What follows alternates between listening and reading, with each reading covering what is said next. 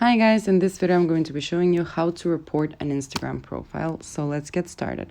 First, you're going to start off by clicking on this icon right here. It's going to take us to our Explore page. Then you're going to search the profile or pick it from recent searches. For example, Haley. Then you're going to click on the three dots in our top right corner.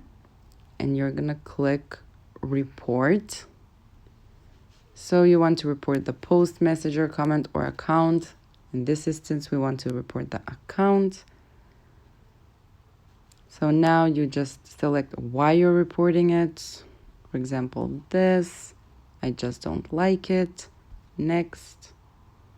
So you can block or restrict her. So let's say restrict.